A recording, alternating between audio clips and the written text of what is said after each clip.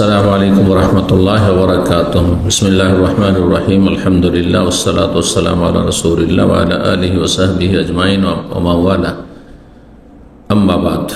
সম্মানিত শ্রোতা দর্শক মণ্ডলী, আল্লাহ রাব্বুল আলামিনের প্রশংসা এবং প্রিয় নবী সাল্লাল্লাহু আলাইহি সাল্লামের উপর অশেষ সালাতু ওয়াস সালামের পর আজ বৃহস্পতিবার 29শে জমাদার উলা 1447 হিজরি মোতাবেক 20 নভেম্বর 2025 আমাদের ধারাবাহিক সাপ্তাহিক প্রশ্নোত্তর পর্ব। 10টি প্রশ্ন রয়েছে বিভিন্ন দেশ থেকে আসা, ইনশাআল্লাহ তারা উত্তর দেব। আজকের প্রশ্ন উত্তর পর্ব নম্বর 113। প্রথম প্রশ্ন বলছেন, আসসালামু আলাইকুম শেখ। ওয়ালাইকুম সালামতুল্লাহ। একজন মৃত ব্যক্তি 12 লাখ টাকা ছিল, একজন মৃত ব্যক্তির 12 লাখ টাকা ছিল, সেই টাকার জাকাত আদায় করেনি, আল্লাহ মাফ করুন। এখন তার ওয়ারিস যারা আছেন তারা কি তার রেখে যাওয়া সম্পদ থেকে জাকাতটা বের করে দেবেন? অবশ্যই দিতে হবে, ফরজ। কারণ এটি আল্লাহর ঋণ, দাইনুল্লাহি আহাক্কু বিল ওয়াফা, নবী সাল্লাল্লাহু আলাইহি ওয়াসাল্লাম হাদিস। আল্লাহর ঋণ মানুষের ঋণের চাইতে বেশি অধিকার রাখে যে সেটি আদায় করবে, জাকাত আগে আদায় করতে হবে। বলছেন যে এই উত্তরটা একটু বেশি প্রয়োজন। আমি এর উত্তরে বলবো যে মানুষ যখন মারা যায় তার পরিত্যক্ত ধন সম্পদের সাথে 4টি হক সম্পৃক্ত থাকে। প্রথম হচ্ছে তাজহিজ ও তাকফিন, অর্থাৎ তার কাফন দাফনের খরচা যা হয় তার পরিত্যক্ত ধন সম্পদ থেকে করতে হবে, অন্যের কাছ থেকে চেয়ে নয়। অন্যের ওপরে দায়িত্ব নেই, এটা হচ্ছে শরীয়তের বিধান। কেউ করে দেয় সেটা ভিন্ন বিষয়, যেমন আমাদের সমাজে হয়ে থাকে।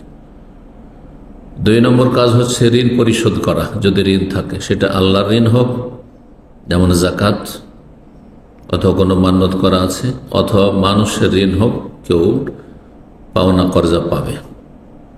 3 নম্বর হচ্ছে যদি ওসিয়ত করে গিয়ে থাকে যে অমুককে অথবা অমুক প্রতিষ্ঠানকে কোনো কিছু দিয়ে দিও, তো সেটা 1/3 অংশের মধ্যে হইতে হবে পুরো ধন সম্পদের, ওসিয়তের বাস্তবায়ন। তারপরে যেটুকু বাঁচবে তা তখন ওয়ারিসিন যারা উত্তরাধিকারী তাদের মাঝে ভাগ বন্টন হবে। জি। 2 নম্বর প্রশ্ন বলছেন, আসসালামু আলাইকুম শেখ। ওয়ালাইকুম সালামতুল্লাহ। কোনো পরিবারের আত্মীয় স্বজনরা যদি কবর মাজার পূজারী হয়ে থাকে তাদেরকে কি জাকাত দেওয়া যাবে?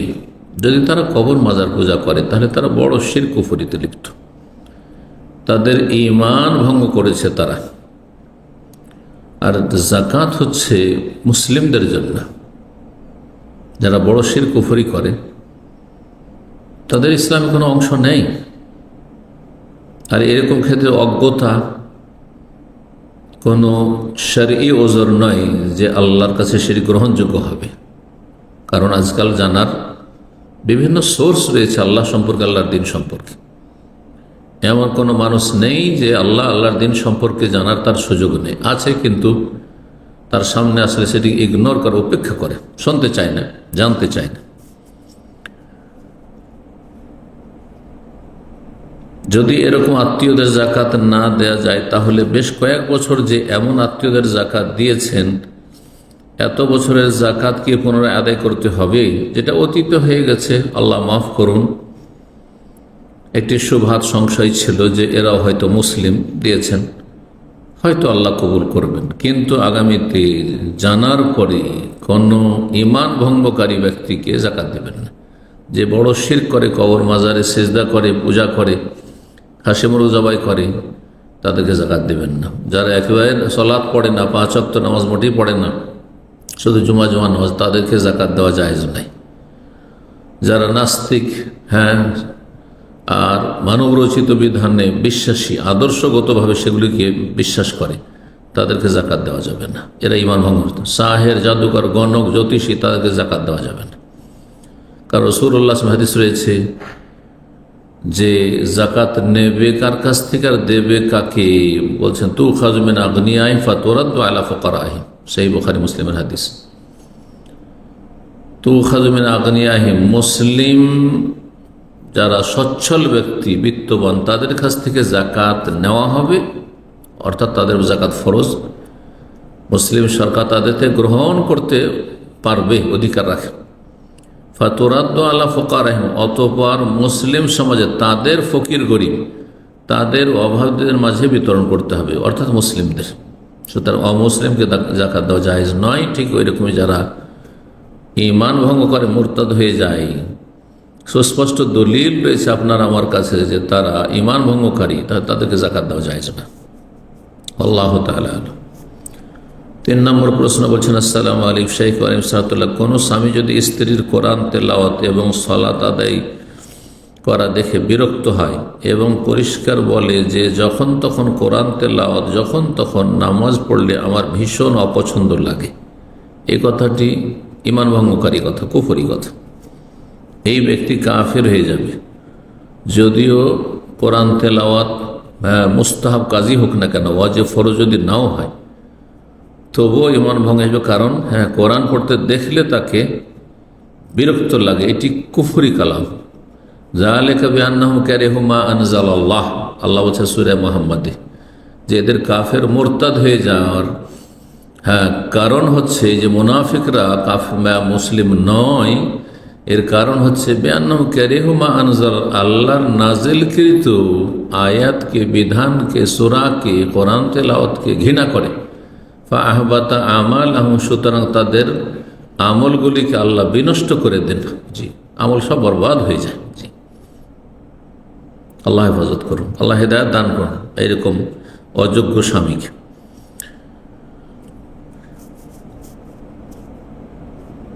আমি এ বিষয়টি পছন্দ করি না বলছে, তাহলে কি স্বামীর মন রাখার জন্য ছেড়ে দেবে? দেখেন, কোরআন তেলাওয়াত করা নফল মুস্তাহাব কাজ, স্বামীর সামনে তেলাওয়াত করবেন না। যখন স্বামী ঘরের বাইরে আছে তখন তেলাওয়াত করবেন। আর দিন সম্পর্কে কোনো জ্ঞানী যদি না থাকে তাহলে দিন শেখা তখন ফরজ, তো এই ফরজ অবশ্যই আদায় করতে হবে। জি, ফরজ সালাত আদায় করছে না, তাতে যদি সে মেনে নিতে না পারে তাহলে তার সাথে সংসার করা জায়েজ না, তাহলে সে নিঃসন্দেহে কাফের মুরতাদ হয়ে যাবে। আর নফল সুন্নত তাহাজ্জুদ পড়তে আছেন, সালাতুল দুহা পড়তে আছেন, আর স্বামীর প্রয়োজন, স্বামী কথা বলতে চায় বা স্বামীর কাজের প্রয়োজন রয়েছে, তাহলে সালাতুল দুহা তাহাজ্জুদ পড়বেন না স্বামীর খাতির।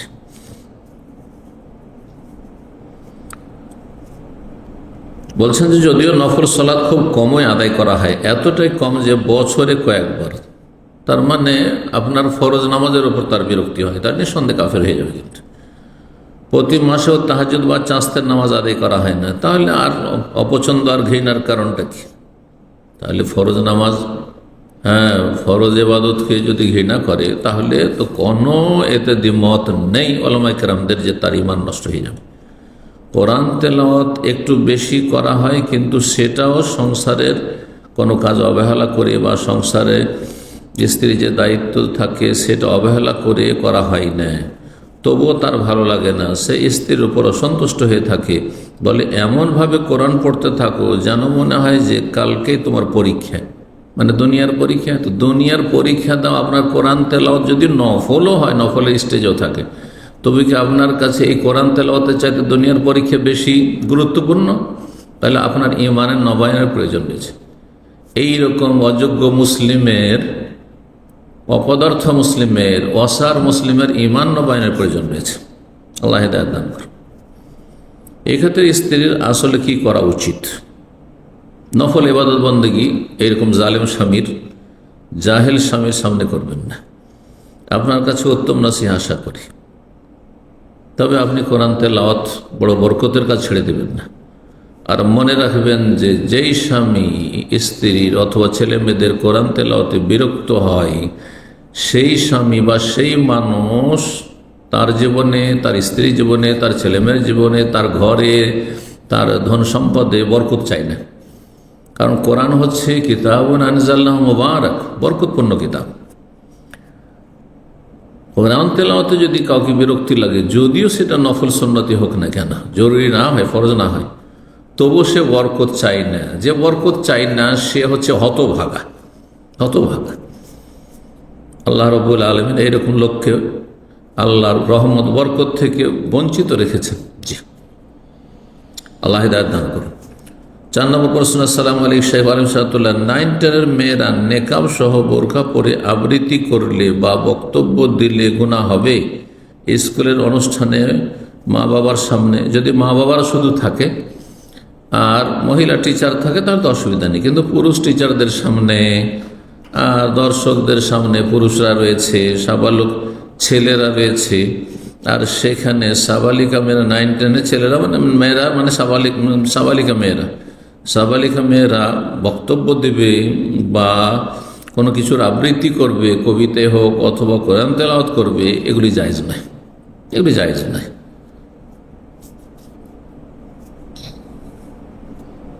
5 নম্বর প্রশ্ন বলছেন, আসসালামু আলাইকুম শাইখ আলিম সালাতুল্লাহ, আমি একজন ডাক্তার, আমি দরকার বুঝে পেশেন্ট এর বিভিন্ন ল্যাব টেস্ট করতে দিই। কিছু কিছু ল্যাব থেকে আমাকে সেই পেশেন্ট রিপোর্টের জন্য 1% আমাকে কিছু ল্যাব দেয়। আমি যদি না নিই তাহলে ল্যাব কিন্তু পেশেন্টকে কোনো ছাড় দেবে না। এখন ওই টাকাটি কি আমি ব্যবহার করতে পারবো?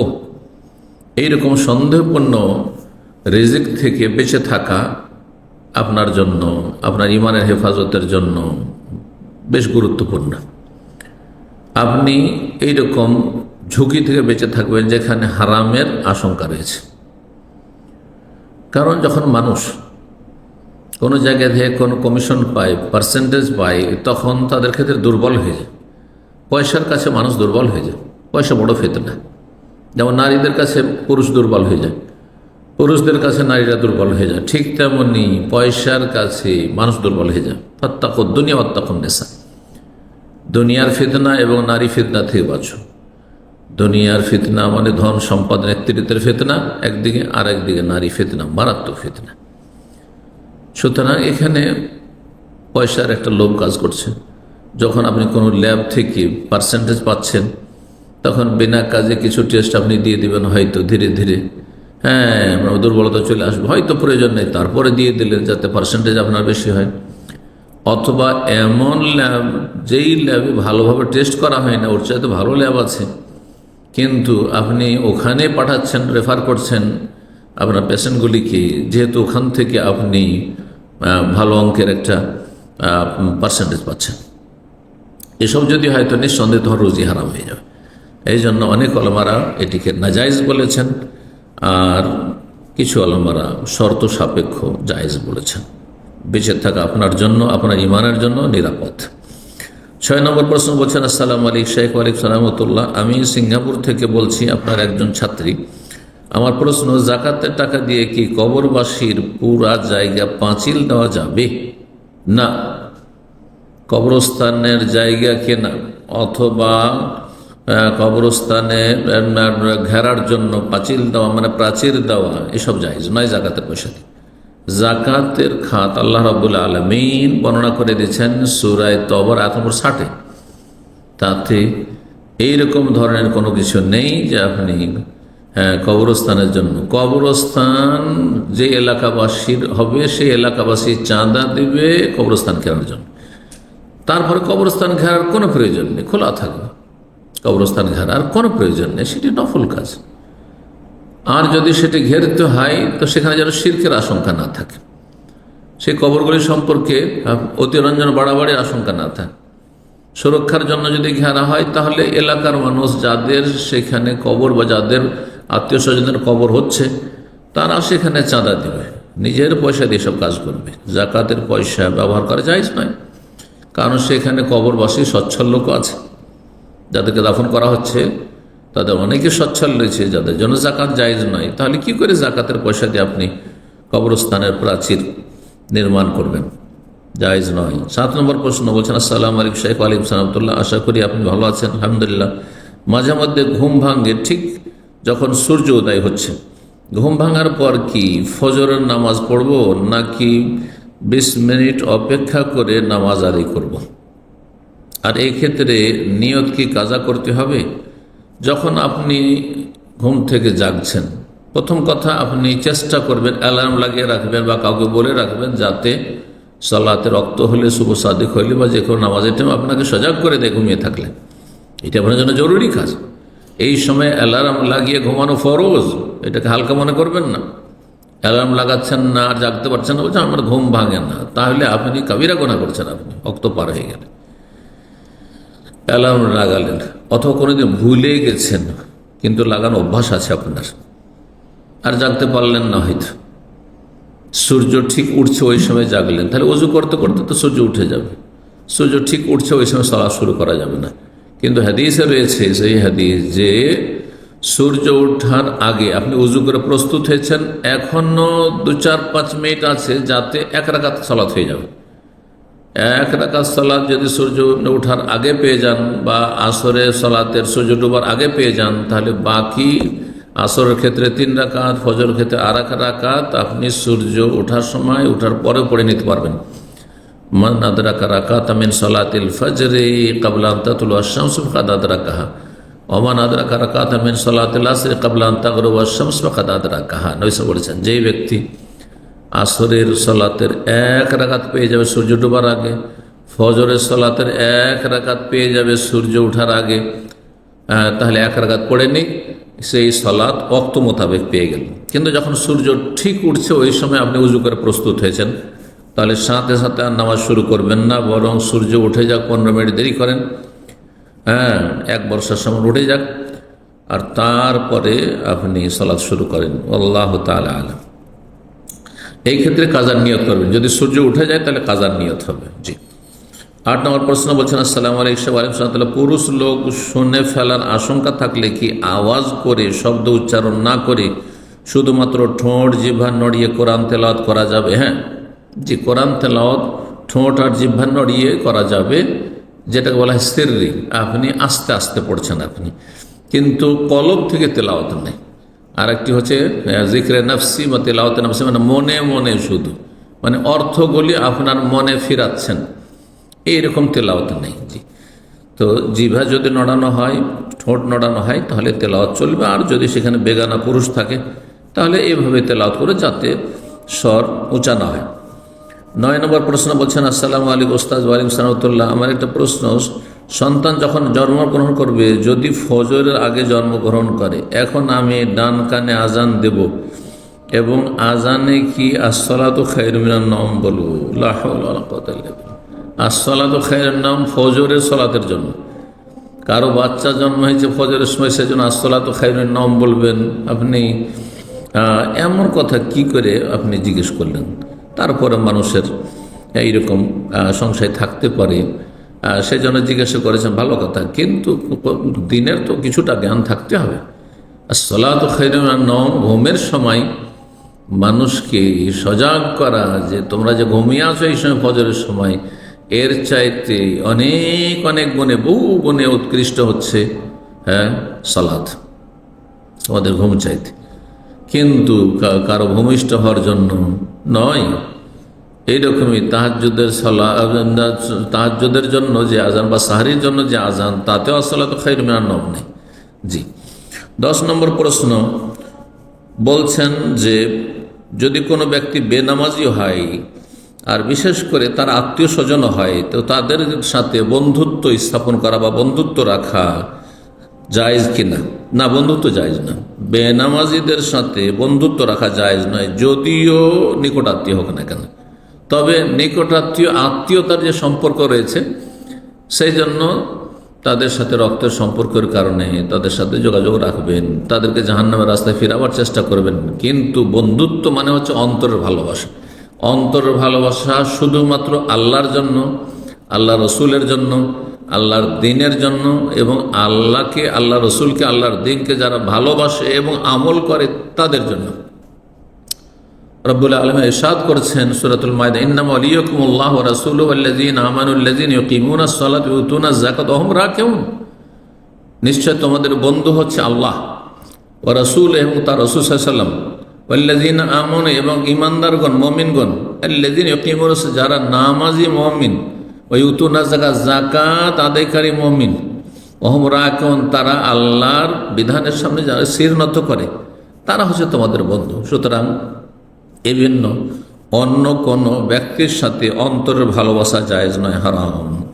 এখানেই আজকের প্রশ্ন উত্তর পর্ব শেষ করছি। আল্লাহ রাব্বুল আলামিন আমাদেরকে আল্লাহকে ভালোবাসার তৌফিক দান করেন, তার রাসূল সাল্লাল্লাহু আলাইহি ওয়াসাল্লামকে ভালোবাসার তৌফিক দান করেন, তার মনোনীত দিনকে ভালোবাসার তৌফিক দান করেন, এবং আল্লাহ তার রাসূল তার দিনের সাথে যাদের যত বেশি সম্পর্ক তাদেরকে ভালোবাসার তৌফিক দান করেন, এবং এর উপর আল্লাহ আমাদের হাসর করেন, এর উপর আমাদেরকে মত দান করেন, এবং তাদের সাথে একত্রিত হওয়ার আল্লাহ রাব্বুল তৌফিক দান করেন। সুবহান রাব্বিকা রাব্বিল ইজ্জাতি আম্মা ইয়াসিফুন ওয়া সালামুন আলাল মুরসালিন ওয়াল হামদুলিল্লাহি রাব্বিল আলামিন।